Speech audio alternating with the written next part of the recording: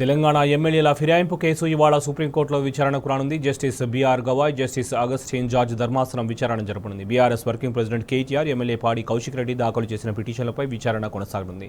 ఈ కేసులో ఇప్పటికే బీఆర్ఎస్ తరఫున వాదనలు ముగిశాయి. ఇవాళ ప్రతివాదుల వాదనలను ధర్మాసనం విననుంది. గతంలో జరిగిన విచారణ సందర్భంగా న్యాయమూర్తి పలు కీలక అంశాలను ప్రస్తావించారు. పార్టీ ఫిరాయింపులకు సంవత్సరం పూర్తి అయిందని గుర్తు చేశారు. ఇక ఇతర రాష్ట్రాల్లో జడ్జిమెంట్లను బీఆర్ఎస్ తరపు న్యాయవాది సుప్రీంకోర్టులో ప్రస్తావించారు. ఇప్పటికే బీఆర్ఎస్ పార్టీ గుర్తుపై గెలిచి కాంగ్రెస్ పార్టీలో చేరినట్టు పలు ఆధారాలను కోర్టుకు అందజేశారు. దీంతో సుప్రీంకోర్టు తెలంగాణ అసెంబ్లీ స్పీకర్తో పాటు పార్టీ ఫిరాయించిన ఎమ్మెల్యేలకు రిజిస్టర్ పోస్ట్ ద్వారా నోటీసులు పంపింది.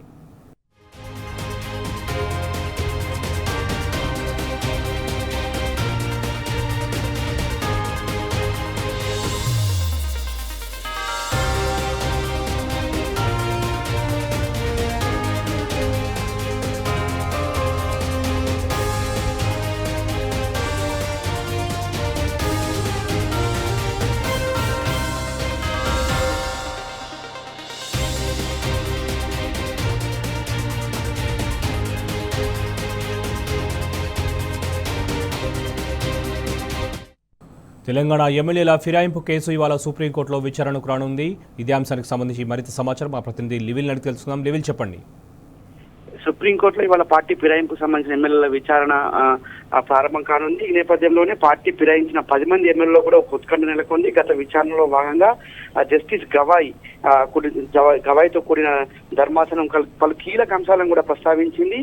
కేసు అంటే పార్టీ ఫిరాయించి సంవత్సరం పూర్తవుతున్నా ఎందుకు చర్యలు తీసుకోలేదు, సంవత్సరం అయినప్పటికీ కూడా స్పీకర్ నుంచి నోటీసులు ఎందుకు ఇవ్వలేదని చెప్పేసి కూడా ఈ సందర్భంగా వ్యాఖ్యానించింది. అంతేకాకుండా ఏదైతే గత విచారణలో అంటే పార్టీ ఫిరాయింపు చేసిన 10 మంది ఎమ్మెల్యేలో తెల్లం వెంకట్రావు, కడియం శ్రీహరి, ఇటు ఏదైతే పోచారం శ్రీనివాసరెడ్డితో పాటు దానం నాగేందరు, చాలా మంది అంటే 10 మందిలో గుడ మైపాల్ రెడ్డితో పాటు ప్రకాష్ గౌడ్ వీళ్ళంతా కూడా ఉన్నారు. అందులో ప్రధానంగా దానం నాగేందరు బీఆర్ఎస్ ఎమ్మెల్యేగా గెలిచి బీఆర్ఎస్ బీఫామ్ పైన ఎమ్మెల్యేగా గెలిచి పార్టీ ఫిరాయించి కాంగ్రెస్ పార్టీ ఎంపీగా పోటీ చేశారు. కాంగ్రెస్ పార్టీ బీఫామ్ పైన పోటీ చేసి ఓడిపోయారు. మళ్ళీ తిరిగి కాంగ్రెస్ లోనే ఉన్నారు. ఇప్పటికీ ఎమ్మెల్యేగా కొనసాగుతున్నారని చెప్పేసి కూడా ఏదైతే బీఆర్ఎస్ తరఫున న్యాయవాది సుందరం న్యాయవాది ముందు న్యాయవాది ప్రత్యేకంగా ప్రస్తావించారు. అంతేకాకుండా తెల్లం వెంకట్రావు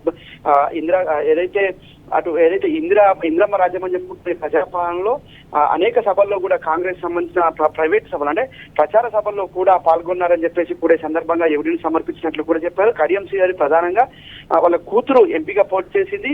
ఎంపీగా పోటీ చేసిన నేపథ్యంలో అనేక సభల్లో కూడా బహిరంగంగానే పాల్గొన్నారు. నేను కాంగ్రెస్ పార్టీలో చేరినని కూడా చెప్పుకున్న నేపథ్యంలో ఈ ముగ్గురు పైన ఇప్పటికే ఎవిడెన్స్ కూడా ఉన్నాయి. ఎవిడెన్స్ నేపథ్యంలో వారిపైన అనర్హత వేటేయాలని చెప్పేసి కూడా సుందరం సుప్రీంకోర్టును కోరారు. ఈ నేపథ్యంలో సుప్రీంకోర్టు కూడా పలు కీలక అంశాలను ప్రస్తావించింది.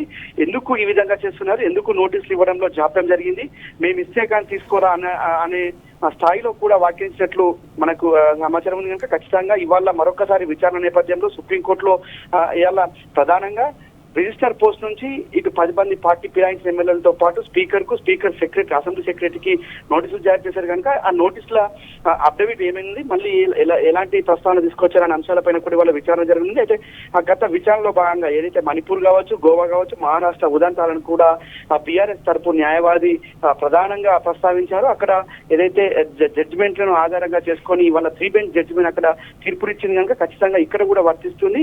ఖచ్చితంగా వీళ్ళపైన ఏదైతే డిస్క్వాలిఫై చేయాలని చెప్పేసి కూడా ఈ సందర్భంగా కొన్ని నేపథ్యంలో ఇవాళ మరొక్కసారి విచారణ నేపథ్యంలో 10 మందిలో కూడా పుట్టుకంటుంది. అంతేకాకుండా 10 మందికి సంబంధించి ఇప్పటికే ఒక ఆందోళన ఉన్నారు. అటు పార్టీ నుంచి కూడా కాంగ్రెస్ పార్టీలో చేరినప్పటికీ అక్కడి నుంచి కూడా సహకారం అందకపోవడంతో ఇటు బీఆర్ఎస్ పార్టీ ఒక దూకుడు పెంచింది. వారిపైన ఖచ్చితంగా డిస్క్వాలిఫై చేయాలని చెప్పేసి ఒక ఒత్తిడి పెట్టిన నేపథ్యంలోనే ఇటు సుప్రీంకోర్టులో సైతం వాదనలు బలంగా వినిపిస్తున్నారు బీఆర్ఎస్ తరపు న్యాయవాది. అంతేకాకుండా గత అనేక ఉదాహరణలు కూడా క్రోడీకరిస్తూ వాదనలు ఇచ్చిన నేపథ్యంలో ఖచ్చితంగా అనర్హత వేటు పడుతుందనే ఆశాభావం బీఆర్ఎస్ పార్టీ వ్యక్తం చేస్తూ ఉప ఎన్నికలు కూడా వస్తాయనే ఆశాభావం వ్యక్తం. అయితే ఈ నేపథ్యంలోనే వాళ్ళ మరొకసారి విచారణ నేపథ్యంలో ఎలాంటి కీలక ఆదేశాలు జారీ చేయనుంది, ఎలాంటి వ్యాఖ్యలను చేయనుంది అనే దానిపైన కూడా ఉత్కంఠ నెలకొంది. Shobhan. Right level, thank you.